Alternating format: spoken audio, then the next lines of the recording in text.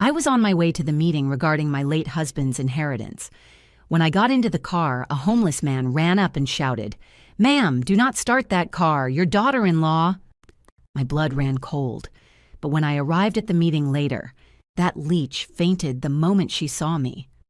I was about to start the engine when I heard him. A heart-wrenching scream that cut through the morning like a knife. "Ma'am, do not start that car." My hands froze on the steering wheel. My heart pounded against my chest with such force I thought it would burst out. I turned my head and saw him, a dirty, disheveled man with torn clothes and greasy hair stuck to his forehead. He was running toward me with his arms outstretched, as if trying to stop a tragedy. "Your daughter-in-law was here last night." I felt the air escape my lungs. Sarah? My daughter-in-law Sarah had been near my car? In the early morning? The man slapped the window with open palms, leaving dirt stains on the glass. His eyes, sunken and red, looked at me with an urgency I could not ignore. It was not the look of a madman. It was the look of someone who had seen something terrible. "Do not start it, please. I saw what she did." I lowered the window just a few inches, my breathing ragged. What did you see?" I whispered. He took a step back, trembling. She and a man in a suit opened the hood. They had a small bag. I was there, on the corner. Nobody sees me, but I see everything. My fingers released the keys. They fell into my lap with a metallic clatter that sounded too loud in the silence that followed. Everything started to make sense in a horrible way. Michael, my husband, had died just 3 weeks ago. A massive heart attack, the doctors said. But I knew something didn't add up. Michael was strong. He took care of his health. He didn't drink. He didn't smoke.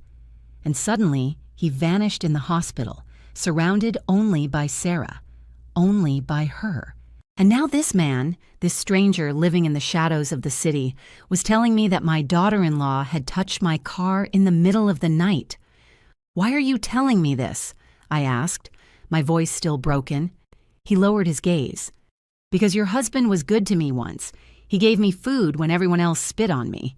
And last night I dreamed of him. He told me to take care of you." My eyes filled with tears. Michael. Always so noble, always so generous. And now, even from wherever he was trying to protect me. I got out of the car with trembling legs. The morning sun hit my face, but I felt cold, a cold that came from deep inside. I walked to the front of the car. I opened the hood with clumsy hands, and what I saw took my breath away. A wire was cut. Not broken, cut. With precision. And next to the engine, hidden among the metal parts, was a small plastic bag with a clear liquid that smelled like gasoline. My entire body began to shake. If I had started that engine, if I had pressed the accelerator, everything would have exploded. I would have exploded. I let myself fall against the car, my knees weak and my vision blurred. Sarah wanted to kill me. My own daughter-in-law. The woman who hugged my son every night. The one who smiled at me at every family dinner. The one who called me Mom Emily with that sweet and fake voice. She had tried to murder me, and worst of all, I had to go to the notary office. That very morning. To the reading of Michael's will. She would be there, smiling, waiting, believing that I would never arrive. If this story hooked you from the first word, subscribe to this channel, Elderly Stories, to keep discovering life tales that will make you feel, reflect, and never forget. I slammed the hood shut, wiped my tears with the back of my hand, and looked at the man who had just saved my life. "What is your name?" I asked him. "Everyone calls me Skinny, ma'am." "Thank you, Skinny. Thank you for listening to Michael." I took out all the cash I had in my purse. It wasn't much, but it was something. I put it in his hands. "I will be back soon, and when I return, I want you to tell me everything you saw, every detail." He nodded, clutching the bills against his chest as if they were gold. I called a taxi. I was not going to risk my life in that car. Not yet. But as the taxi moved through the city streets, a cold, hard certainty settled in my chest. Sarah had made a mistake. She had underestimated me. She thought I was just an old widow, weak, easy to eliminate, but she was wrong. Because now I knew. And a woman who knows is dangerous. The notary office awaited me. My daughter-in-law awaited me. And I was going to walk through that door as if nothing had happened. But inside, I was already at war. And this time, I was not going to lose. The waiting room smelled of old paper and reheated coffee, beige walls, gold-framed paintings, mahogany desk. Everything seemed designed to give solemnity to the moment, but I didn't feel solemnity. I felt nausea. Sarah was already there when I arrived, sitting next to my son Daniel with her legs crossed and that perfect smile she always used as a mask. She wore a tight black dress, discreet but elegant, hair pulled back in a low ponytail, pearl earrings, impeccable makeup, the perfect widow, or so she wanted to appear. When she saw me enter, her eyes opened just a split second more than normal. It was an almost imperceptible gesture, but I saw it. I saw the surprise. I saw the fear. She didn't expect me to arrive alive. "Mom!" Daniel stood up immediately and hugged me. His body was tense, heavy. My son had aged 10 years in 3 weeks. He had deep circles under his eyes, an unkempt beard, and when he pressed me against his chest, I felt him trembling. "My love," I whispered, rubbing his back. "I am here." Sarah also stood up. She walked toward me with measured, almost theatrical steps and hugged me with that fake warmth that already turned my stomach. "Mom Emily," she said with a soft voice, "it is so good you made it. We were worried." Her hands on my back were cold, her perfume too sweet, and when she pulled away, our eyes met for an instant too long. I didn't look away. She did. "Well, let's begin." Mr. Roberts, a man in his 60s with thick glasses and a blue tie, opened a leather folder on the desk. "I know this is a difficult time for the family, but it is necessary to fulfill the last wishes of Mr. Michael." Beside him, the young lawyer, Gerald Stone, took notes silently from the corner. I sat in front of the desk, Daniel to my right, Sarah to my left, so close I could hear her breathing. Mr. Roberts began to read. At first, everything seemed normal. The main house remained in my name, the personal bank accounts too. Some land out in the Midwest would be divided between Daniel and his sister Sophia, who lived in Seattle and couldn't come. But then came the part that made me feel as if the floor opened beneath my feet. And in accordance with the testamentary disposition modified on August 12th of last year. Mr. Roberts paused and looked at me over his glasses. Yes, the properties located downtown, the warehouse in the industrial district, and the apartment in the city center remain in the name of Mrs. Sarah Miller. Silence. A silence so heavy I could feel it crushing my chest. "What?" My voice came out barely as a whisper. Mr. Roberts cleared his throat uncomfortably.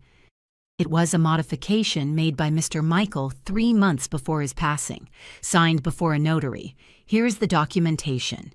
He pushed some papers toward me. My hands trembled so much I could barely hold them. There it was, Michael's signature, his name, the date.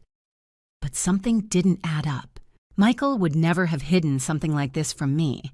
He would never have left properties worth millions to Sarah without even mentioning it to me. We were a team. We always were.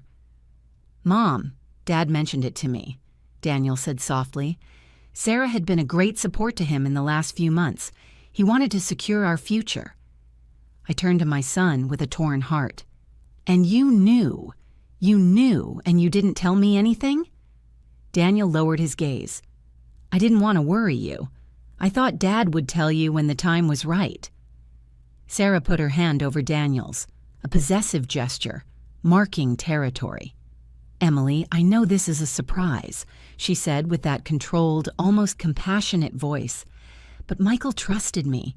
He knew I would take care of Daniel, and of you too, of course." Her words were poison wrapped in velvet. I got up from the chair. My legs felt heavy as if I were carrying stones. I need air. I left the room before anyone could stop me. The hallway was narrow and cold. I leaned against the wall, trying to breathe, trying to think. 3 properties, millions of dollars, in Sarah's name. And she had tried to kill me that same morning. Why? What more did she want? What more did she have left to take from me? The answer came clear, brutal. She wanted everything. I heard footsteps behind me. It was Sarah. She came out of the room with that unbreakable smile, as if nothing in the world could touch her. "Emily, I understand you are surprised, but this is what Michael wanted. We should respect his will, don't you think?" I stared at her fixedly. Every muscle in my body was tense. "Were you near my car last night?" Her smile faltered, only for a second, but it was enough. "What? No, why would I?" "Someone saw you." Her eyes hardened. The mask was beginning to crack. "I don't know what you are talking about, Emily. Maybe the stress is affecting you. You should rest." She turned around and went back to the room, leaving me alone in that frozen hallway. But something had changed in me. I was no longer afraid. I had clarity. Sarah had planned all this. She manipulated Michael. She forged documents. She tried to kill me. And now, in front of a notary, she was collecting her loot. But she made a mistake. She left me alive. And I was going to use every second I had left to unmask her betrayal, recover what was mine, and make her pay for what she did to Michael. I went back to the room. I sat down. I signed what I had to sign. But inside, the war had already begun, and this time I was going to fight until the end. The following days were a silent nightmare. I returned to my house, that house that Michael and I built together 30 years ago, and everything seemed different. The walls no longer protected me. The furniture, the paintings, the framed photos. Everything seemed to whisper the same question to me. What really happened? I couldn't sleep. I couldn't eat. Every time I closed my eyes, I saw the bag of gasoline hidden in the engine. I saw Sarah's smile. I heard her sweet and poisonous voice. And then, the rumors began. It was at the market where I heard it for the first time.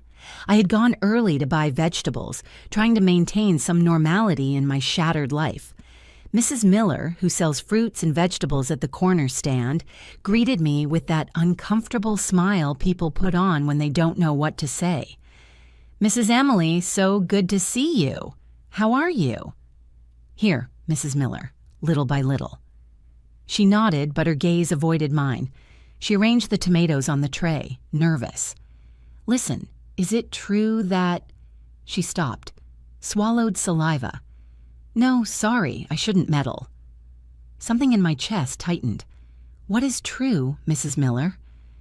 She lowered her voice, leaning in barely closer. "They say that Mr. Michael didn't die of a heart attack. That something strange happened at the hospital." I froze. The bag of vegetables almost fell from my hands. "Who says that?"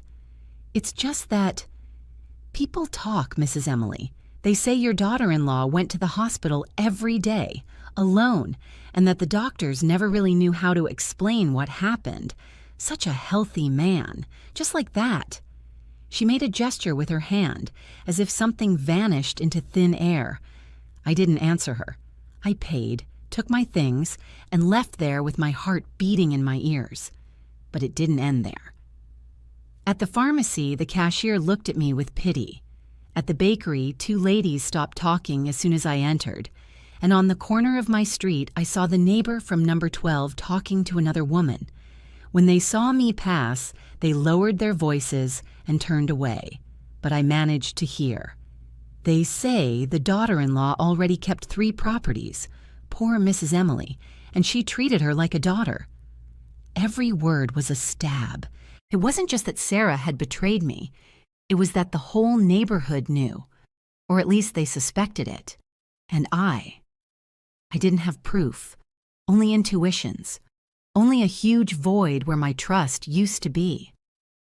That night, alone in the house, I sat at Michael's desk.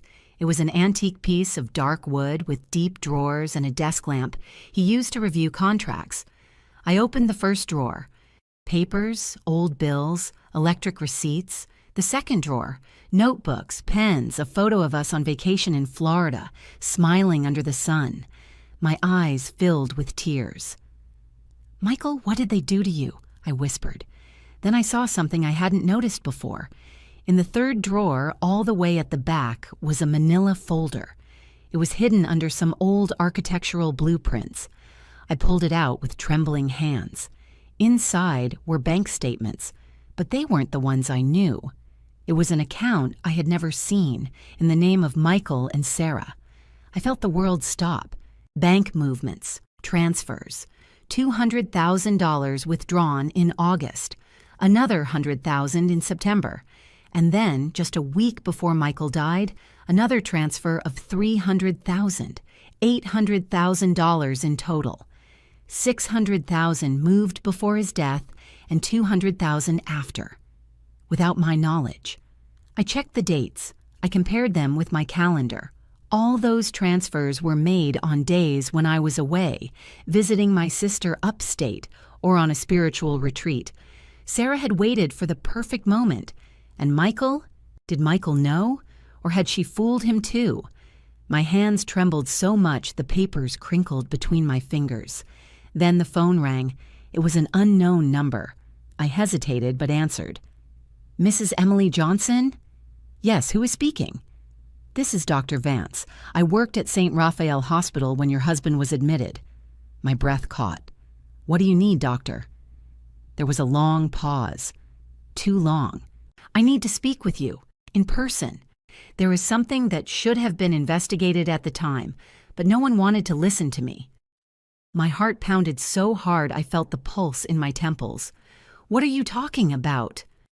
"About your husband's final hours, about what we found in his blood, and about who was with him when everything happened." I closed my eyes. Tears ran free, hot, furious. "Tell me where and when." "Tomorrow at 3 p.m. in the coffee shop across from the hospital. Come alone." He hung up. I stayed there, sitting at Michael's desk, with the bank statements scattered in front of me and the phone still in my hand. The rumors were true. Something horrible had happened, and everyone knew it, but no one dared to say it out loud, except me. Because I was no longer going to stay silent. Tomorrow I would find out the truth, the whole truth.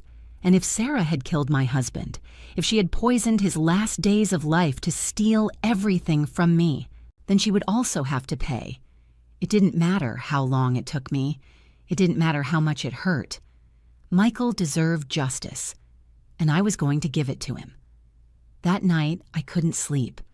I stayed awake in bed, staring at the ceiling, remembering, trying to find the exact moment when everything began to crumble. The moment Sarah stopped being the loving daughter-in-law and became this, and then I saw it clearly. It was 4 years ago.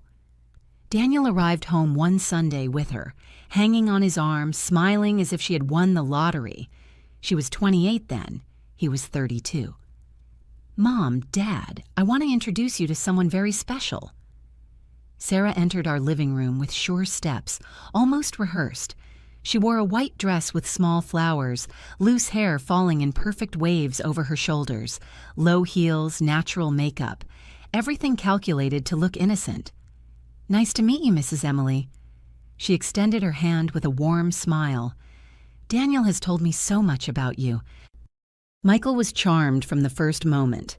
"What a polite girl," he told me later when they left, "and you can tell she loves our son." I didn't say anything, but something in my stomach wasn't calm. Maybe it was the way her eyes scanned the house when she entered, not with curiosity, with evaluation, as if she were measuring every piece of furniture, every painting, every inch of our life. Maybe it was the way she touched the porcelain vase in the entryway and asked, with that sweet voice, "Is this antique? It must be worth a fortune." Or maybe it was simply a mother's instinct, that uncomfortable tickle that tells you, This person is not who she appears to be. But Daniel was in love. And when a son is in love, mothers become invisible. They got married 6 months later, a big expensive wedding which Michael and I paid for almost entirely. Sarah said her family couldn't contribute much because they came from a humble situation. We, of course, understood. Or so we believed. After the wedding, things changed little by little. So slowly you barely notice. Like when a plant withers, it doesn't die all at once. It fades leaf by leaf. First it was the family dinners. Sarah always had an excuse to arrive late or leave early. I have work. I have a headache. Daniel and I have plans. Then she started having opinions on everything. Mother-in-law, don't you think this living room needs a renovation? It looks a bit outdated. Michael, I've seen some incredible properties downtown. You should invest before the prices go up. Daniel told me you have land out of state. Wouldn't it be better to sell it and put that money to work? She always talked about money, about investments, about properties. And Michael, who was a noble but trusting man, started listening to her. She is smart, Emily, he told me. She has a vision for business. I tried to warn him, more than once. Michael, that girl only talks about money. Doesn't that seem strange to you? He laughed. You are exaggerating, my love. She just wants to help. But I wasn't exaggerating. I remember the day I found a credit card in Michael's jacket pocket, a card I didn't recognize. I checked it. It was in his name, but Sarah was the authorized user. Expenses, thousands of dollars in clothes, restaurants, trips, all paid for by my husband. When I confronted him, Michael got uncomfortable. I lent her the card a couple of times, for emergencies. Emergencies? I showed him the statement. A $5,000 handbag is an emergency? Emily, please, she's our son's wife. What do you want me to do? Tell her no? That was the first time we fought about her, and it wasn't the last. Sarah began visiting Michael at his office. Just to ask for advice, Daniel said. But I knew there was something more. I saw how my husband arrived home quieter and more distant each time. One day I found him in his study, head in his hands. What's wrong, my love? Nothing, I'm tired. Michael, talk to me. He looked up. His eyes were tired, sad. I signed some papers I probably shouldn't have signed. My heart stopped. What papers? Sarah asked me to help her with an investment. She said it was urgent, that Daniel was worried about the future. I just wanted to help. How much? $200,000. I felt the floor open beneath my feet. Michael, are you crazy? I know it was stupid, but she said she would pay it back, that it was just temporary. Of course, she never paid back anything. And when I tried to talk to Daniel, he defended her. Mom, you are being unfair. Sarah isn't like that. You don't know her like I do. Daniel, open your eyes. That woman is using your father. Enough! His voice exploded in the living room. You have always distrusted her, since day one.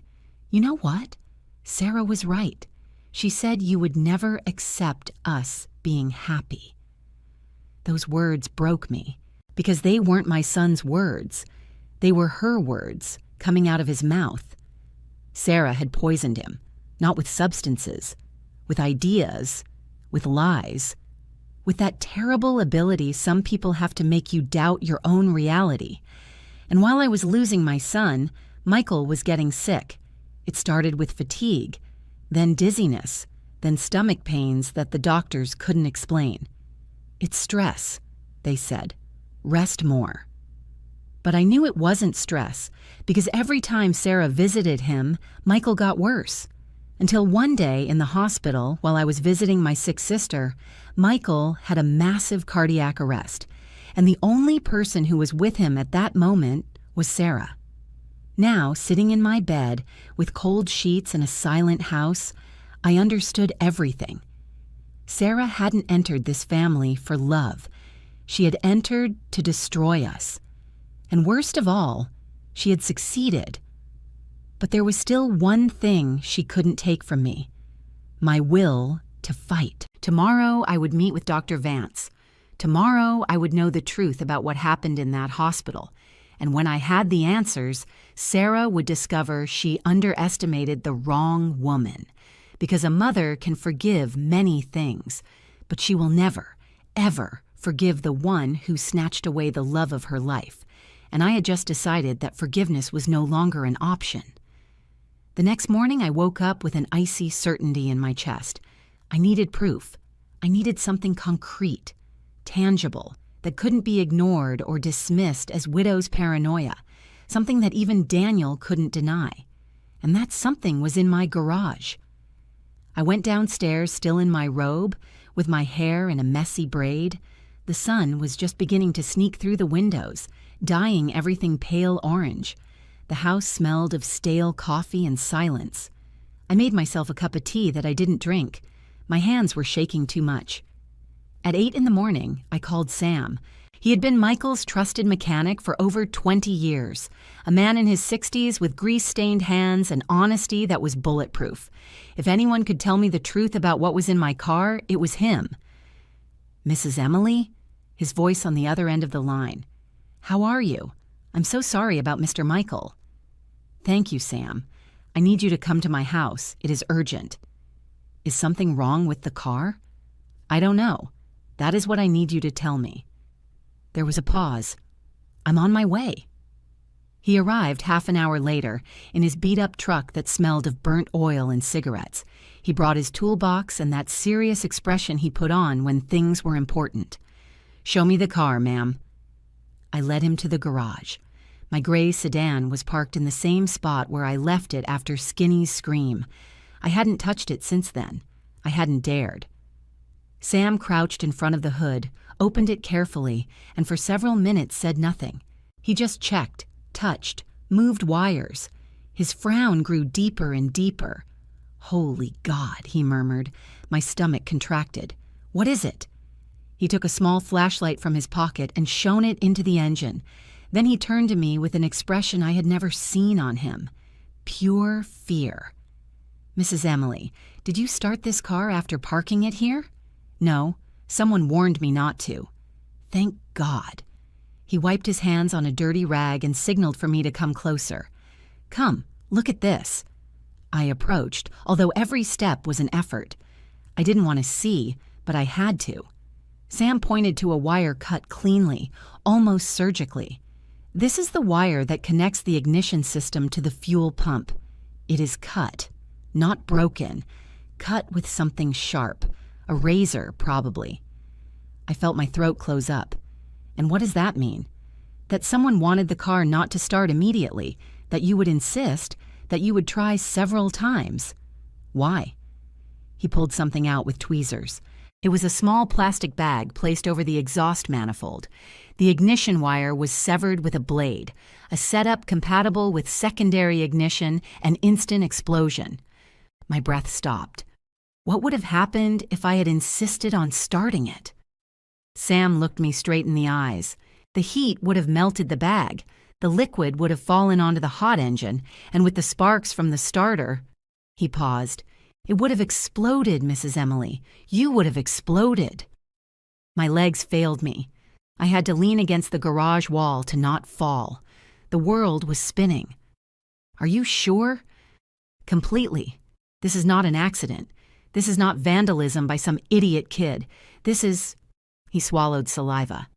"Attempted murder." The words hung suspended in the air, heavy as stones. Attempted murder. Someone had wanted to kill me. Someone had planned for me to burn to death inside my own car, in my own garage, with no witnesses, no escape. And that someone was Sarah. "Sam," my voice came out as a broken whisper, "I need you to document all this. Photos, videos, whatever is necessary." I was already thinking that. He took out his cell phone. "I'm going to record everything, and then we should call the police." "No, not yet." He looked at me confused. "Mrs. Emily, this is serious. If someone tried..." "I know, but I need more proof. I need this to be irrefutable because the person who did this..." My voice trembled. "Is my daughter-in-law. And if I am going to accuse her, I need there to be no doubt. None." Sam closed the hood carefully, as if the car were a bomb that could still explode. "Your daughter-in-law? Sarah?" I nodded. A homeless man saw her. He saw her and another man here in the early morning tampering with the car.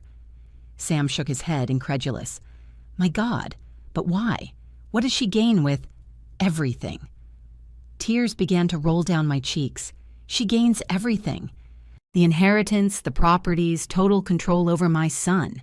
If I disappear, she keeps it all. Sam cursed under his breath. He put away his tools with brusque movements, furious. "This isn't going to stay like this, Mrs. Emily. I won't let anything happen to you."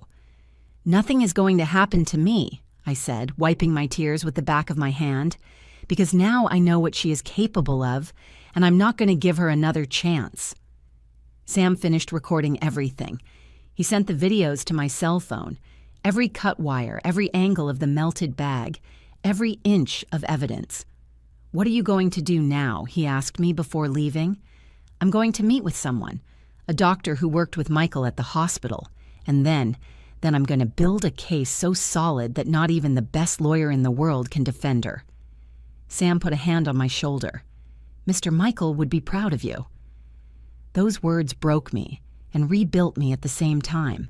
When he left, I stayed in the garage, looking at that car that almost became my coffin, and something inside me changed forever.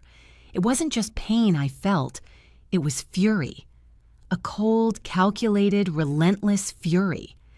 Sarah had tried to erase me from this world. She had tried to turn me into ashes to keep everything Michael and I built, but she made a fatal mistake. She underestimated me. She believed a 68-year-old widow would be easy to eliminate. She believed no one would listen to me.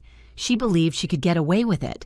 But she was about to discover that the most dangerous woman in the world is the one who has nothing left to lose. And I had just lost everything. I saved the videos. Later, Ralph would present them to the police. Now I had only one mission left, to get justice. And I wouldn't stop until I saw her pay for every tear, every lie, every betrayal. The game was just beginning. And this time, I would make the rules. I had 3 hours before my meeting with Dr. Vance. 3 hours that I decided to use to find Skinny. He was the only person who had seen Sarah that night, the only witness to her crime, and I needed his full testimony, every detail, every word he could remember. Because if I was going to face her, I needed weapons, and witnesses are the best weapons. I left my house with the sun already high in the sky. I carried my purse across my shoulder, cash, and a determination that burned inside me like fire. I looked for him first on the corner where I had seen him that morning. He wasn't there. I asked a street corn vendor, "Have you seen a skinny man with dirty clothes who usually hangs around here?" The vendor looked at me with suspicion. "Why are you looking for him?" "He saved my life. I want to thank him." His expression softened. "Sometimes I see him by the market or in the park, near the back benches. Several of them sleep there." I thanked him and walked toward the market. My legs weren't as strong as before, but the urgency gave me strength. I passed the fruit stands, the meat counters, the bakery, the smell of freshly made tortillas mixed with flowers and fish. And then I saw him. He was sitting on the ground, leaning against the back wall of the market with a plastic bag by his side. His head was down, eyes closed. For a moment, I thought he was sleeping, but when I approached, he looked up. His eyes recognized me instantly. "Ma'am," he murmured, trying to get up. "No, stay there." I crouched in front of him, ignoring the pain in my knees. "I came looking for you."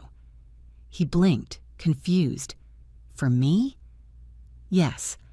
I need you to tell me everything you saw that night. Everything, omitting nothing." Skinny swallowed saliva. His hands were trembling. "I already told you, ma'am. I saw your daughter-in-law and a man. But I need more." "At what time exactly? What did that man look like? What else did they do?" He lowered his gaze, nervous. "I don't want problems." I took out my wallet and put $500 in his hand. His eyes opened wide. It's not for problems. It's for justice. That money is yours, and there will be more if you help me stop her." He stared at the bills as if he couldn't believe they were real. Then he quickly put them in his pocket and took a deep breath. "Okay, I'll tell you everything." "Go ahead." "It was around 2 in the morning. I was there on the corner of your street. I always sleep there because there are fewer police to chase me away. I was half asleep when I heard a car parking near your house. I peeked out. It was a black car, elegant. 2 people got out, a woman and a man." "What did the man look like?" "Tall, wearing a dark suit, short hair. I couldn't see his face well because he was wearing a cap, but he walked like someone used to giving orders. Do you understand me? With his back straight, without fear." I nodded, absorbing every word. "And the woman? That one I recognized. I've seen her at your house before. It's your daughter-in-law. She was wearing black pants and a hooded jacket, but I saw her well when she passed under the street lamp. It was her, for sure." "What did they do?" "They approached your car. The man opened the hood. I don't know how, maybe he had tools. They were there for about 10 minutes. She shone light with her cell phone. He put his hands in the engine. They spoke quietly, but I could hear a little." "What did they say?" Skinny closed his eyes, concentrating. "She said, 'Is it ready?' And he replied, 'Yes, but you have to make sure she tries to start it several times. If not, it won't work.' And she said, 'She will. She's always stubborn.' And then they laughed. My blood froze in my veins. Stubborn. She knew me. She knew that if my car didn't start the first time, I would insist. 1, 2, 3 times until it exploded." "Anything else?" My voice came out barely as a thread. "Yes, before leaving, she gave him something, an envelope, and the man said, 'With this, we are even.' Then they got in the car and left." "Did you see the license plates?" "No, ma'am, it was too dark, but the car was a BMW, one of those new ones, black, with chrome rims." I opened my purse and took out my cell phone. "Could you recognize the man if you saw him again?" "Maybe. I don't know. Like I said, I didn't see his face well." "And if I show you photos?" "Could be." I started thinking. Who was that man? An accomplice? A lover? Someone Sarah paid to do her dirty work? "Skinny, I need you to do something for me, something very important." He looked at me with those tired but attentive eyes. "Tell me." "I want you to come with me to a safe place. I'm going to pay for a hotel room for you for a few days, and I need you to write down everything you just told me, with all the details you remember. Can you do it?" "I don't write very well, ma'am." "It doesn't matter. I'll help you. But I need your testimony recorded, because the time will come when you will have to repeat this in front of other people. Do you understand?" He nodded slowly. "In front of the police?" "Maybe. Or in front of a judge?" Skinny turned pale. "Ma'am, I can't get involved in those things. I have a record, petty theft, nothing serious, but if they see me in court—" "Nothing is going to happen to you." I put a hand on his shoulder. "I promise you I will protect you, but I need you to help me, because that woman not only tried to kill me, she also killed my husband, and if we don't stop her, she will do it again." His eyes filled with something resembling compassion. "Your husband was good to me. He treated me like a person, not like trash. Then help me get justice for him." There was a long silence. The noise of the market continued around us. Voices, laughter, the tapping of knives against wooden boards. But in that little corner, it was just him and me, connected by a terrible truth. Finally, Skinny nodded. "Okay, I'll do it." I helped him up. He was lighter than I thought. Pure skin and bones. I took him to a modest but clean hotel near downtown. I paid for a week. I bought him new clothes, soap, food. And that afternoon, sitting in the small room smelling of detergent, we wrote his testimony together. Every word, every detail, every second of that cursed night. When we finished, I took a photo of him with my cell phone, holding it in his hands, his signature at the bottom. "Keep it safe. I told him. "This paper can change everything." He folded it carefully and put it under the mattress. "Ma'am, do you really think this will do any good?" I looked him straight in the eyes. "Skinny, you are the only person in the world who saw what she did. You are invisible to society, I know. But right now, you are the most important person in my life because you have the truth, and the truth always, always ends up winning." He smiled for the first time. A broken smile, but real. "Thank you for believing me, ma'am. Thank you for having the courage to speak." I left the hotel with a lighter heart. I had a witness. I had proof of the car. And in an hour, I would have the answers about what happened at the hospital. Sarah had built her empire on lies, but I was about to tear it down piece by piece until nothing was left. I arrived at the coffee shop across from the hospital 15 minutes before 3. I sat at a table by the window from where I could see the entrance of St. Raphael. That white 5-story building, which once seemed like a place of hope, now looked like a mausoleum. Inside there, Michael had died. Inside there, Sarah had let him die. I ordered a coffee that I didn't drink. I just held it between my hands, feeling the heat of the disposable cup, trying to calm the trembling that wouldn't go away. At 3 sharp, a man entered the coffee shop. 50-something years old, graying hair, medical coat under a gray jacket, round glasses, serious look. He searched for me with his eyes. When he saw me, he nodded. He approached my table and extended his hand. "Mrs. Emily, I am Dr. Vance. Thank you for coming." He sat in front of me, ordered a black coffee, and for a moment said nothing. He just looked at me, evaluating me, as if trying to decide if I was strong enough to hear what he had to say. Finally, he spoke. "I shouldn't be here. What I am going to tell you could cost me my job, maybe even my license, but I can't keep quiet anymore." My heart beat faster. "Tell me the truth, please." He took a thin folder out of his backpack. He put it on the table and opened it carefully. Inside were printed pages, medical studies, charts. "Your husband arrived at the hospital on September 18th. He complained of dizziness, abdominal pain, nausea. We thought it was acute gastritis. We admitted him to hydrate him and run tests." I nodded. I already knew all that. During the first 2 days, his condition was stable. Uncomfortable, but stable. But then, he paused. He started to get worse. Fast, too fast. What happened? His vital signs began to fail. Tachycardia, irregular blood pressure, mental confusion, and the strangest thing, his blood tests showed elevated potassium levels, much higher than normal. And what does that mean? Severe hyperkalemia can cause a sudden cardiac arrest, but the strange thing is, he had no medical reason to have those levels. He wasn't diabetic. He didn't have kidney problems. He wasn't taking medications that justified it. I felt something cold run down my back. "Are you saying that?" "I am saying that someone could have administered potassium externally, in high doses, without anyone noticing." The coffee shop seemed to spin around me. Who? How? I don't know. But I know who had unlimited access to his room. Who was with him the last hours of his life? Who was there when no one else could be? "Sarah." He nodded slowly. "Your daughter-in-law." "Yes." I covered my mouth with my hands. Tears sprang forth uncontrollably. I couldn't breathe. I couldn't think.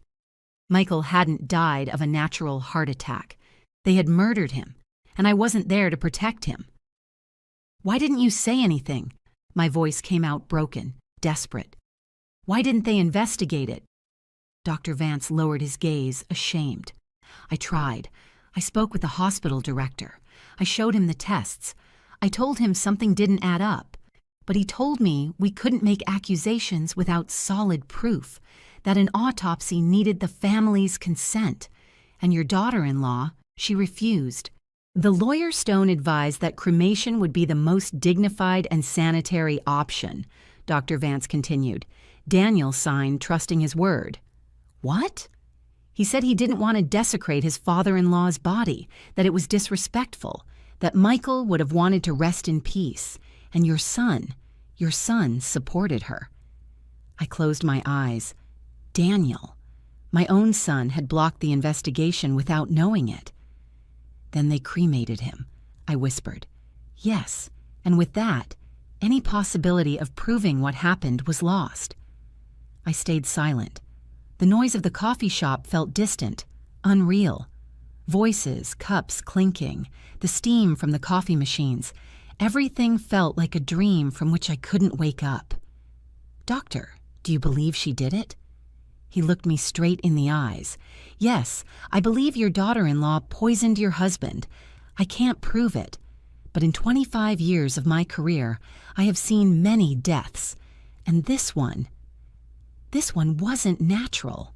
Tears rolled free down my cheeks. How did she do it? It could be with potassium supplements. They are easy to get, sold without a prescription. In normal doses, they are harmless, but in high doses, mixed in food or drink, they are lethal. And the worst part, they leave very little trace, especially if the body is cremated. I felt empty, as if someone had ripped out my soul.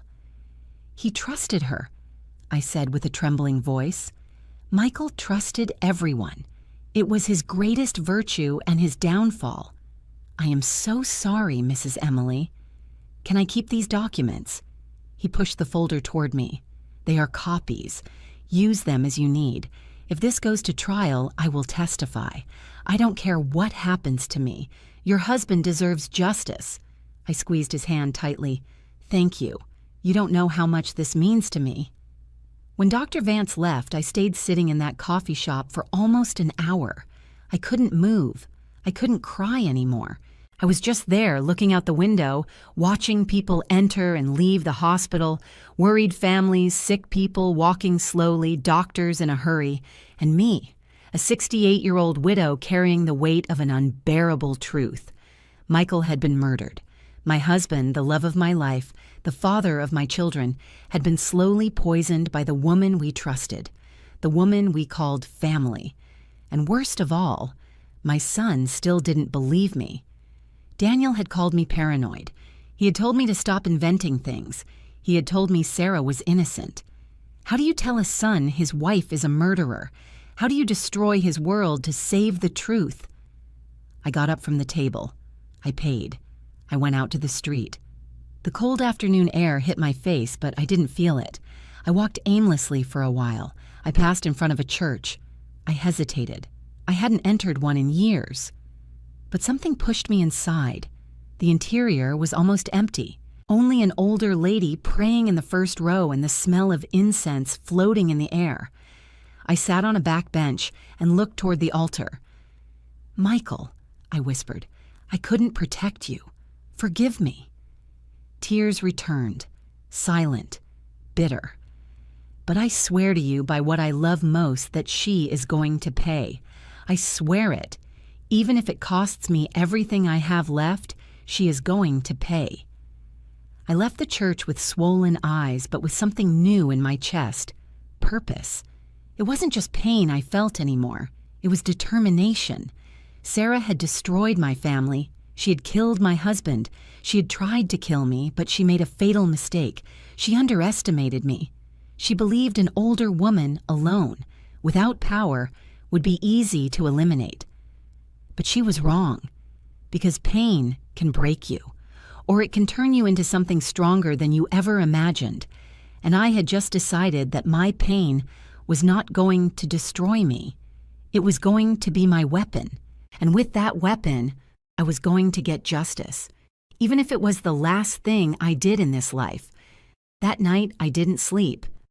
I stayed awake at the dining table, surrounded by papers, photos, bank documents, everything spread out like the pieces of a macabre puzzle, and me in the center, trying to put together the complete picture of betrayal. But I knew I couldn't do it alone. I needed professional help, someone who knew how to move in the shadows, someone who could find what I couldn't see, and I knew the perfect person, Ralph Carter. He had been Michael's partner more than 15 years ago in the first construction projects. A brilliant, meticulous man with that rare ability to see what others ignore. But after a legal problem that almost ruined him, Ralph left the business world and dedicated himself to something else. Private investigation. Michael always said Ralph had the nose of a bloodhound, and I needed exactly that. I called him at 7 in the morning. "Emily?" His voice sounded surprised. "How long has it been? I am so sorry about Michael. He was a great man." "Thank you, Ralph. I need to see you. It is urgent."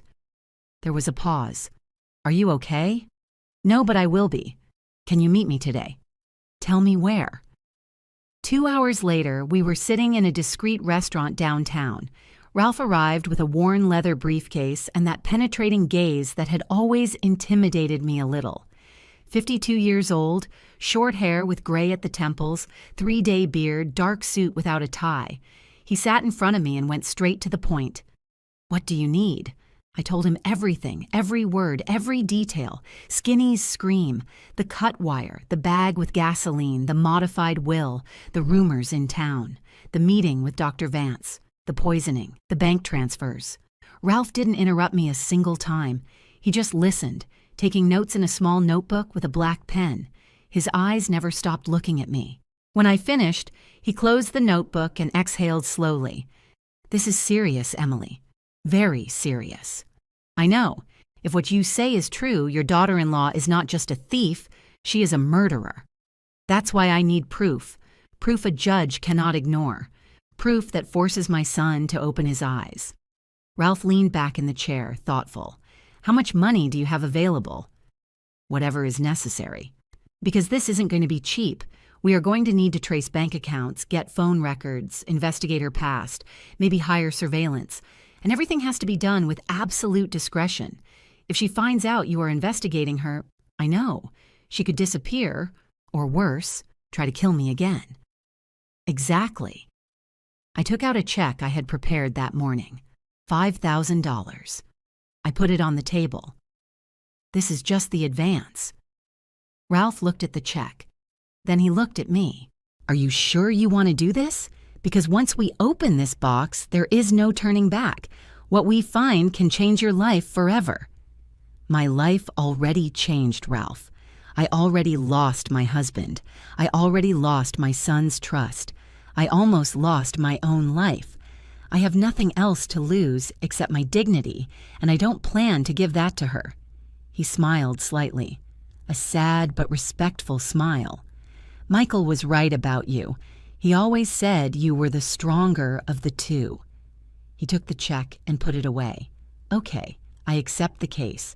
But we are going to do this my way. No emotions, just facts. Just solid evidence. Agreed?" "Agreed." During the next 10 days, Ralph worked in silence. I continued with my normal life, or at least pretending to. I went to the market. I visited my sister. I tended the garden. I smiled when necessary. But inside, every second was a torture of waiting. Ralph called me every 2 days to update me. First call. I found something interesting. Sarah is not really named Sarah Miller. She changed her name 8 years ago. Her original name was Sarah Mendez, and she has a record. What kind of record? Minor fraud. 10 years ago, she was accused of swindling an older man in Ohio. The case was closed because the man died before the trial. My blood ran cold. Died? Heart attack. At least that's what the death certificate says. But the coincidences start to be too many, don't you think? Second call. The transfers you found aren't the only ones. There are more. Many more. It matched what I had already found. $800,000 in total. $600,000 before his death and $200,000 after, all made during the last year, all to accounts Sarah controlled. But the interesting thing is that some of those transfers were made from his personal account after he was hospitalized. That is impossible. He was unconscious. Exactly, which means someone had access to his banking passwords, and there is only one person who could have had them. Third call. I hired surveillance. Sarah has met 3 times in the last week with a man. Same guy your witness describes. Tall, dark suit, black BMW. I got photos. I'm sending them to you. Minutes later, the photos arrived on my cell phone, and what I saw left me breathless. The man in the suit was Gerald Stone, corporate lawyer, specialist in inheritances and wills, and the same lawyer who was present the day of the will reading at the notary office. Everything started to fit. Gerald had helped Sarah forge the documents, change the will, move the money, and probably he was the one who cut the wire of my car that night. It wasn't just a conspirator, it was a complete network. 4th call, the most important one. Emily, I need you to come to my office. Now. I found something you have to see. I arrived in less than half an hour. Ralph was waiting for me with the computer on. On the screen were scanned documents. Look at this. He zoomed in on the image. It is the modified will, the one read at the notary office. Yes, I already saw it. Now look at this. He opened another document. This is Michael's signature on old contracts. Look at the slant of the M, the shape of the O, the space between the letters. I saw it. Now look at the signature on the modified will. The comparison was evident. It wasn't the same signature. It was good, very good, almost perfect, but it wasn't identical. It's fake, I whispered. Correct. Michael never signed that will. Someone did it for him, and that someone is very professional, probably Gerald. Lawyers know how to copy signatures. It is part of their forensic training. I felt my legs trembling. This is enough, right? With this, we can go to the police. Ralph shook his head. It is a good start, but it is not enough for an arrest. We need more. We need a confession, or at least something that ties them directly to the crime. And how do we get that? He looked at me with that intensity that gave me chills. By setting a trap for them. My heart beat faster. What kind of trap? One they cannot refuse. One where they feel safe, where they let their guard down, and where every word they say is recorded. I smiled for the first time in days. Tell me what I have to do. And so began the final phase of my revenge. I was no longer just a widow looking for answers. I was a woman armed with proof, with witnesses, with a plan. And Sarah was about to discover that the worst mistake you can make in life is to underestimate someone who has nothing left to lose. Because when a woman decides to fight for her truth, there is no lie strong enough to stop her. And I was just getting started. The plan was simple, but dangerous. Ralph designed it with surgical precision. Every detail, every movement, every word I would have to say. You have to make her feel like she won, he explained in his office, that you are no longer a threat, that you gave up. Only then will she lower her guard. And how do I do that? Call her. Invite her to dinner. Tell her you want to make peace, that you are tired of fighting, that you want to sign the distribution of the shares in peace and move on with your life. The mere idea of faking kindness with her turned my stomach. I don't know if I can. Ralph put a hand on my shoulder. I know it is difficult, but it is the only way. If you confront her directly, she will run. Or worse, she will hire better lawyers and bury everything. We need her to feel safe, to talk. And when she talks, we will catch her. I took a deep breath. And the cameras? I'm going to install 3. One in the living room, hidden in the wall clock. Another in the dining room, in the decorative plant. And one more in the kitchen, just in case. High-definition audio, HD video. Everything will go directly to an encrypted server. Even if they destroy the cameras, the recording will be safe. And if she doesn't say anything incriminating? She will. People like Sarah can't resist bragging, especially when they think they won. You just have to provoke her subtly, ask casual questions, let her ego do the rest. He gave me a list of key phrases I should mention during dinner. Phrases like, Michael always trusted you. I never understood why he changed so much in his last months. Sometimes I wonder what really happened at the hospital. The car. How lucky I didn't start it that day. Each one designed to plant doubt, to provoke a reaction so Sarah couldn't help but defend herself, or better yet, justify herself. I practiced in front of the mirror for 2 days. Kind smile, voice tired but reconciling, gestures of defeat. It had to be perfect because if she suspected anything, everything would fall apart. Finally, on a Thursday afternoon, I called her. My hand trembled when I dialed her number. Emily? Her voice sounded surprised. Sarah, hi, how are you? Good. And you? I didn't expect your call. I know, I need to talk to you. And with Daniel. But mostly with you. There was a cautious pause. What is this about? I want you both to come to dinner at my house. This Saturday. I need to make peace. I'm tired of all this pain, of the fights, of the distrust. Michael wouldn't have wanted this. I could hear her mental gears working on the other end of the line. Are you sure? Totally. I want to sign the pending papers, close this chapter, and move on. We all deserve peace, don't you think? Her voice softened. She thought she had won. That sounds perfect, Emily. Daniel is going to be happy to hear this. He has been very worried about you. I know. I am worried about him, too. About all of us. I'll expect you at 8. I'll prepare something special. We will be there. I hung up and released the air I didn't know I was holding. Ralph, who had been listening from the other room, entered with a smile. Perfect. She fell for it completely.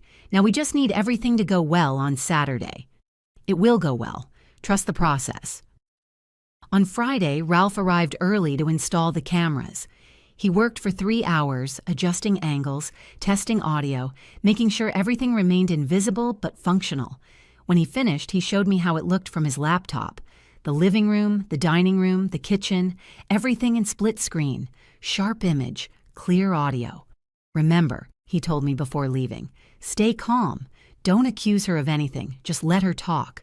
The truth always comes out when people feel comfortable. Saturday arrived like a silent storm. I spent the day cooking. I prepared roast beef, mashed potatoes with gravy, and green beans. Daniel's favorite dessert, New York cheesecake. I set the table with the embroidered tablecloth we used on special occasions.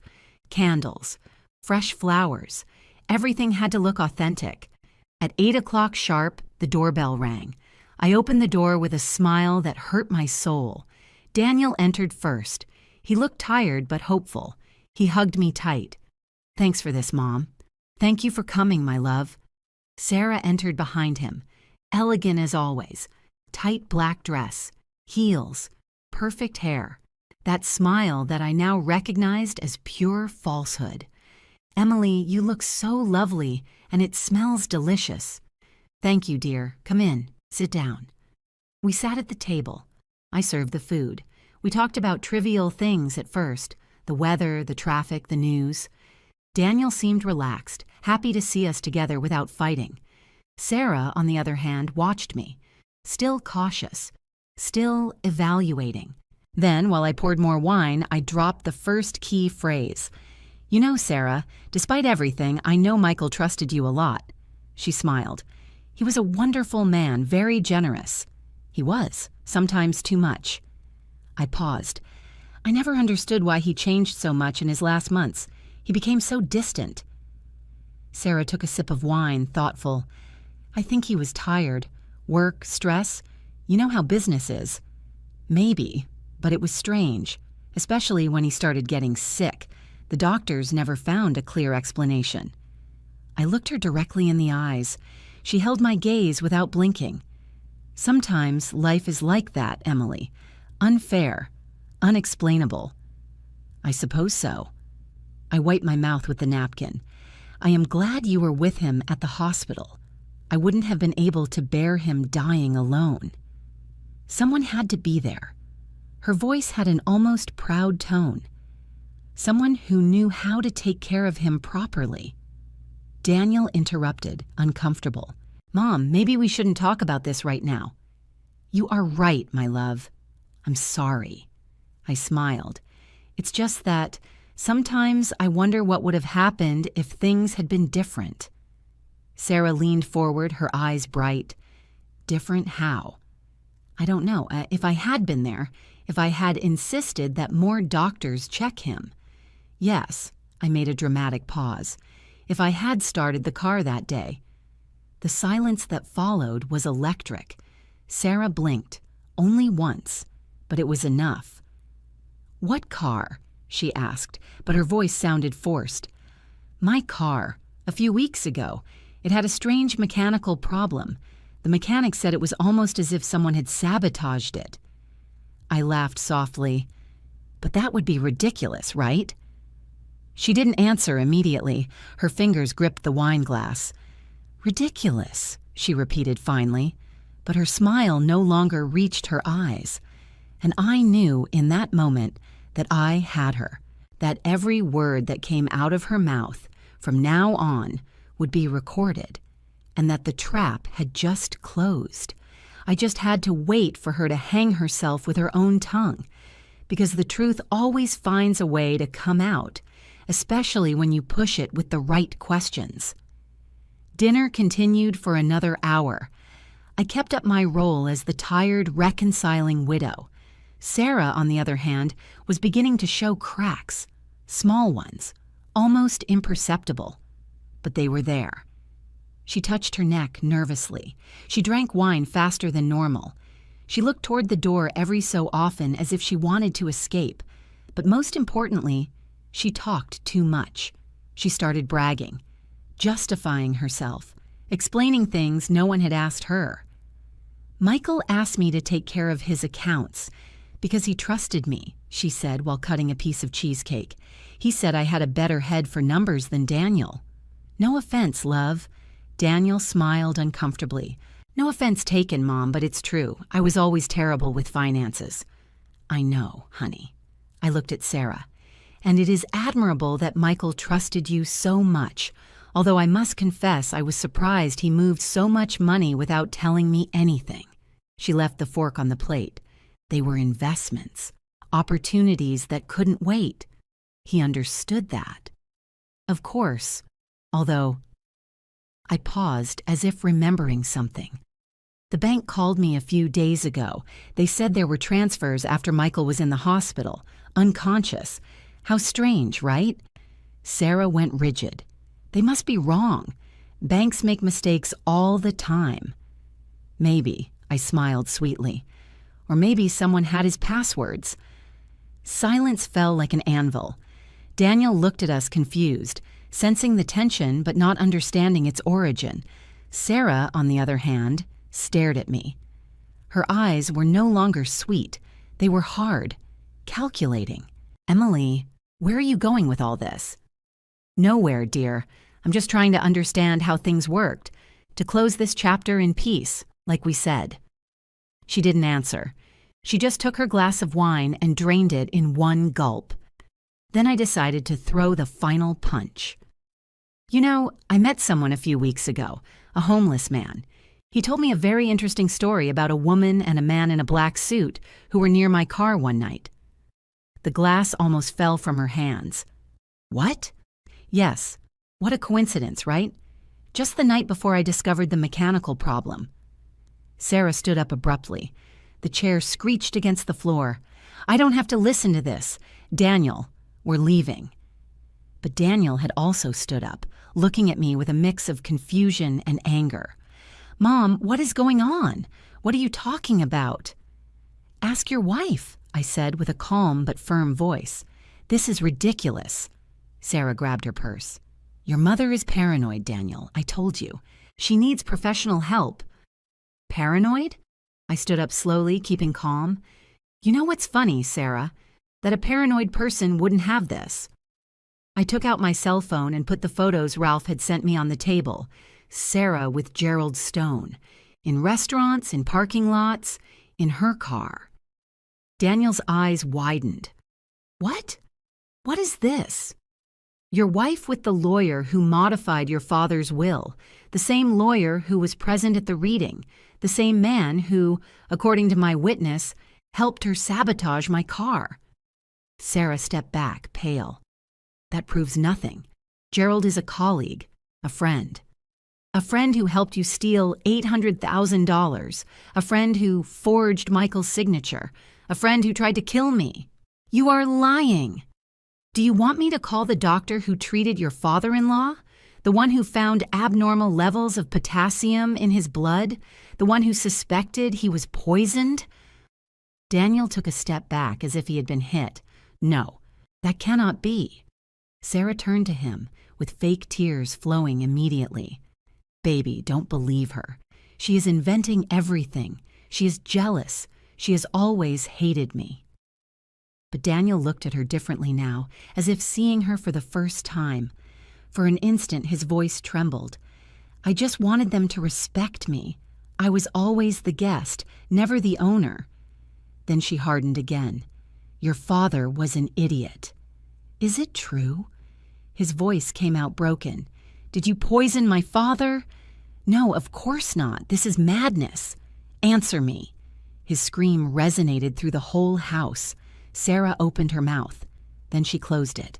Her eyes moved from me to Daniel, looking for an exit that didn't exist. And then she did what she could have done. She smiled. A cold, calculating smile, empty of any pretense of innocence. Your father was an idiot, she said with a cutting voice, a foolish old man who signed whatever just to feel important. It was so easy to manipulate him, it was laughable. Daniel recoiled as if stabbed. My God. And you know what? Sarah continued now without breaks. I regret only one thing, not having finished the job with her, too. She pointed at me with contempt. But don't worry, there is still time. She took something out of her purse, a small, silver, sharp knife. Daniel screamed, Sarah, no! But she had already lunged at me. I didn't have time to think, only to react. I moved to the side. The knife grazed my arm, tearing the sleeve of my blouse. And then, the front door burst open. Ralph ran in, followed by 2 uniformed police officers. Get on the ground, drop the weapon, one of them shouted while pointing at Sarah. Ralph, without losing his cool, showed the agents that the cameras were transmitting everything in real time to the secure server. Sarah froze. The knife fell from her hands. Her face went from hate to panic in a second. The police subdued her, handcuffed her. As they dragged her toward the door, she screamed, This is a trap! She provoked me! They set me up! Ralph approached me. Are you okay? I nodded, still trembling. You recorded everything, right?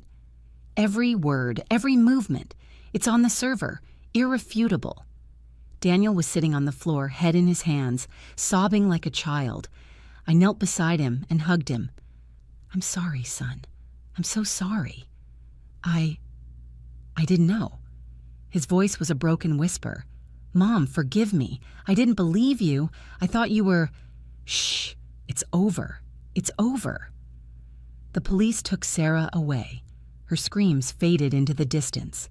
Ralph approached with a serious expression. They are going to arrest Gerald Stone, too. With the recordings and the bank evidence, both are going to spend many years in prison. And the fake will? It will be invalidated. Everything will go back to how it should have been from the beginning. The properties, the money, everything returns to you and your children. I closed my eyes. Relief hit me like a wave. It wasn't joy I felt. It was justice. Michael could rest in peace, and I finally could breathe. The nightmare was over. But I knew the wounds would take a long time to heal, because recovering your life is one thing. Recovering your son's trust is another. And that night, hugging Daniel on the floor of my dining room, I knew the real work was just beginning. Not revenge, but reconstruction. And that, I would discover later, was the hardest of all. Several weeks passed since that night of the trap. Time was no longer measured in days, but in hearings and statements. The following months were a hurricane of lawyers, statements, hearings, and papers. Sarah was formally charged with fraud, forgery of documents, attempted homicide, and although they couldn't prove it completely due to the cremation of the body, conspiracy in Michael's death. Gerald Stone, the accomplice lawyer, was arrested in his office 2 days later. The evidence was overwhelming. The recordings, the bank transfers, and the testimony of Skinny, the homeless man who saw it all, sealed the guilt of both. They had no defense. The trial lasted 4 months. I attended every hearing, sitting on the same bench, wearing the same dark clothes, staring at Sarah every time she entered the room handcuffed. She never returned my gaze. Her lawyer tried everything. He alleged temporary insanity, then psychological manipulation, then that I had provoked her, that it was all self-defense. But the recordings didn't lie. The cameras had no bias. And the jury, 12 people who didn't know her, saw the same thing I had seen from the beginning. An unscrupulous woman, capable of anything for money. The day of the verdict, the room was full. Family, journalists, curious onlookers attracted by the scandal. Daniel was sitting next to me, pale, with his hands clasped on his knees. He had lost so much weight in those months that he looked like a different person. When the judge asked the jury for their verdict, the silence was absolute. "Have you reached a verdict?" "Yes, Your Honor." "How do you find the defendant, Sarah Miller, on the charges of fraud, forgery, and attempted homicide?" "Guilty, on all charges." I heard Daniel let out a trembling sigh. I felt nothing, just a strange emptiness, as if something inside me had turned off and couldn't be turned on again. The judge struck the gavel. "The sentence will be 18 years in prison without the possibility of parole before serving at least 12 years. 18 years. Sarah was 32. She would get out at 50, if she got out. I saw her stand up, handcuffed, escorted by 2 officers. For a moment, she turned her head toward me. Our eyes met. There was no rage in her look. There was no regret, just emptiness. And then they took her out of the room. Gerald Stone received 15 years. His career destroyed. His reputation in ruins. After the sentencing, Ralph was waiting for me in the courthouse hallway. "Justice was served," he said. I nodded, but I couldn't smile. "Why don't I feel better?" He put a hand on my shoulder. "Because justice doesn't erase pain, Emily. It only closes the circle. The rest you have to do yourself." He was right. 2 weeks later, the fake will was officially annulled. The 3 properties Sarah had stolen were returned to my name. The $800,000 she had moved were tracked and recovered. Everything Michael built during his life returned to where it always should have been, with his legitimate family. But the money didn't matter to me anymore. What mattered to me was something else. One Sunday afternoon, Daniel came to visit me. He brought flowers. White lilies, my favorites. We sat on the terrace under the soft afternoon sun, with the sound of birds in the background. For a long time, we didn't speak. Finally, he broke the silence. "Mom, I will never be able to ask for enough forgiveness." "You don't need to." "Yes, I do." His voice broke. "I failed you. I failed Dad. I let that woman destroy everything. And the worst is that I didn't believe you. I called you paranoid. I turned my back on you when you needed me most." I put my hand over his. "You were in love, and love blinds. I know that better than anyone. It's no excuse. No, but it is an explanation." I looked him in the eyes. "Son, Sarah didn't just fool you. She fooled us all. She was very good at what she did. Too good. And you just wanted to be happy. There is nothing wrong with that." Tears rolled down his cheeks. "How can you forgive me?" "Because you are my son, and because I know your father would have forgiven you too. He loved you, and wherever he is, I know he only wants to see you happy." Daniel broke down. He cried like he hadn't in years, and I hugged him, like when he was a child, like when he fell and came running to seek comfort in my arms, because that never changes. A son will always be your son.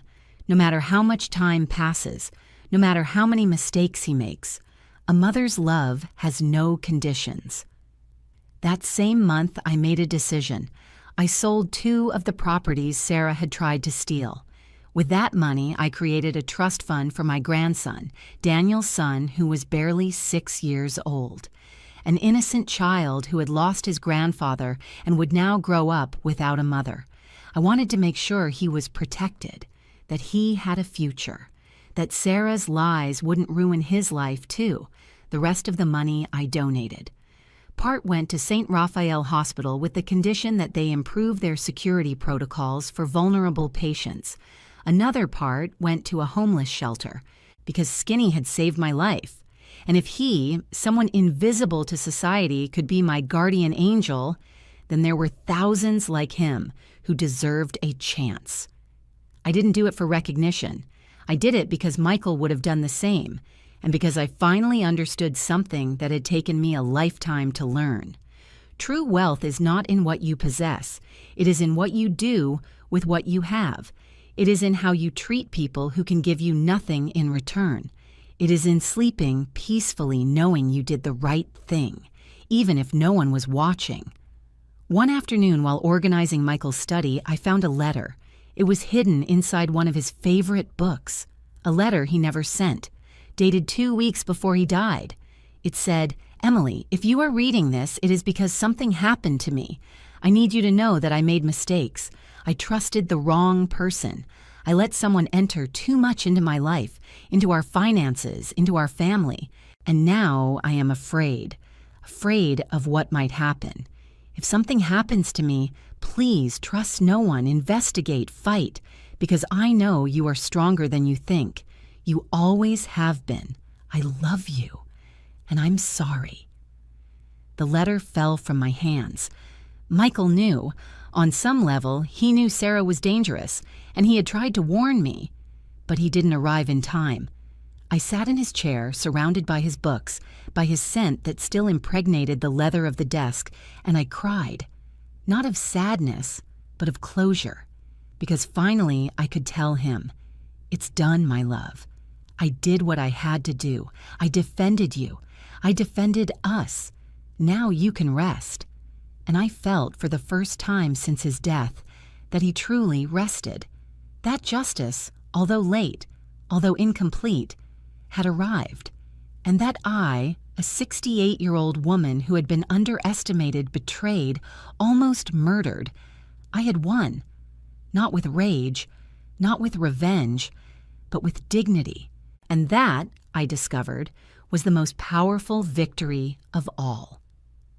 6 months after the trial, one December morning, I woke up with a need I couldn't ignore.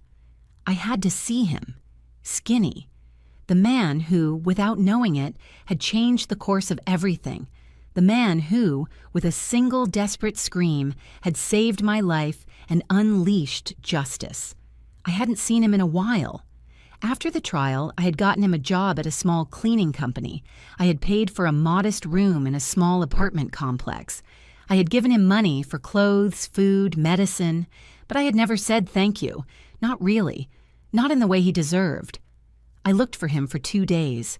He wasn't at his job. He wasn't in his room. No one had seen him. And then, one cold afternoon, I found him. In the same place where it all began, the corner of my street, sitting against the wall with the same tattered clothes as always, despite everything I had given him. I approached slowly. He looked up and recognized me. "Mrs. Emily." "Skinny, I have been looking for you." He smiled with sadness. "I'm sorry, it's just, I couldn't stay in the room. I couldn't stay at the job. I don't fit there. The street is my home. It always has been." I sat beside him. I ignored the looks of the people passing by. I ignored the cold of the concrete. I ignored everything except him. "I didn't come to scold you. I came to thank you." He shook his head. "You have nothing to thank me for. I have everything to thank you for." I took an envelope out of my purse. "Without you, I would be dead. Without your scream, without your bravery, Sarah would have gotten away with it. That is why I want to give you this." I extended the envelope. He opened it with trembling hands. Inside was a check, $50,000. His eyes filled with tears. "Ma'am, I can't accept this." "Yes, you can, and you will, because you earned it. Do what you want with that money. Travel, rest, or donate it if you want. but take it because it is yours, because you saved a life. And that is priceless. He pressed the check against his chest, sobbing silently. It wasn't just my merit, he said through tears. It was your husband. He spoke to me that night. I stayed motionless. What? I dreamed him. Clearly, I was asleep on that corner, and suddenly I saw him, standing in front of me in a gray suit, smiling. He told me, "Take care of my wife. She is in danger. Don't let her start the car." And when I woke up, you were there, getting into the car, and I screamed. I don't know why. I just screamed. Tears rolled free down my cheeks. "Michael," I whispered, "he loved you very much, ma'am. You could feel that in the dream." Very much. I looked at the sky.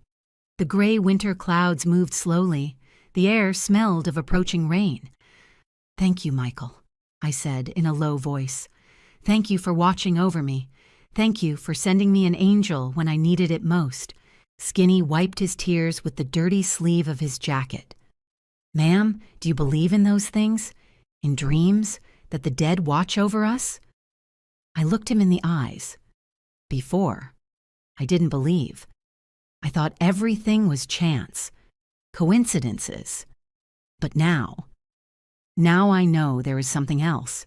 Something we cannot see, but is there, watching over us, guiding us. Michael sent me to you, and you saved me. That is not a coincidence. That is love. Love that transcends death. We sat there for a while longer in silence. Just two people connected by an impossible story, by a scream that changed everything. Finally, I stood up. "Take care, Skinny. And if you ever need anything at all, look for me. I will always be here for you." "Same to you, ma'am, although I don't have much to give." "You already gave me everything. You gave me my life." I walked back to my house, with my heart lighter than it had been in months. When I arrived, I sat on the terrace, the same place where Michael and I used to drink coffee on Sundays, where we planned trips we never took, where we dreamed of growing old together. And although he was no longer there physically, I felt his presence, in the wind that moved the leaves of the oak tree, in the song of the birds he loved so much, in the warmth of the sun that sneaked through the clouds. I closed my eyes and spoke. "You can rest now, my love. Everything is fine. Daniel is healing. Our grandson is protected. Sarah paid for what she did. And I am at peace. Thank you for watching over me. Thank you for not leaving me alone. Thank you for loving me so much that you found a way to save me, even from where you are. I love you. I will always love you until we meet again." I opened my eyes, and just at that moment, a white butterfly landed on the edge of the table. It stayed there, motionless, as if looking at me. And then it flew, high, towards the sky. I smiled because I knew it was him, saying goodbye, telling me he could finally rest. And I, a 68-year-old woman who had lost her husband, who had been betrayed by her family, who had been seconds away from dying, I had survived. Not just physically, but with my dignity intact, with my self-love recovered, with my truth defended. And although the road had been painful, although the scars still hurt, I knew something with absolute certainty.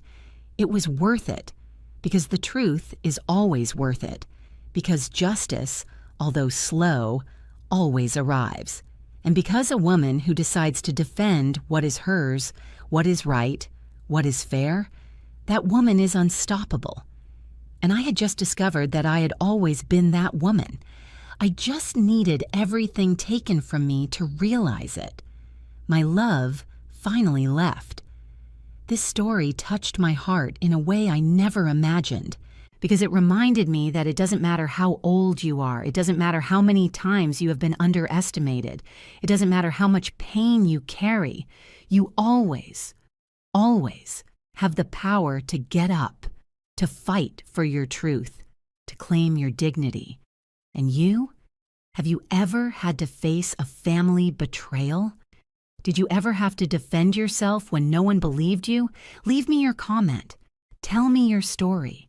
Tell me where you are watching me from, because every story matters. Every voice counts. And together we form a community of people who don't give up. If this story moved you, if it made you feel something, if it left you thinking like it, share it with someone who needs to hear it, and subscribe to continue sharing real-life stories that remind you that you are never, never alone. Because true wealth is not in what you possess, but in what you do not allow them to take from you. And the most valuable thing you have is your dignity. Never, never sell it. See you in the next story. With love, your storyteller who never gives up.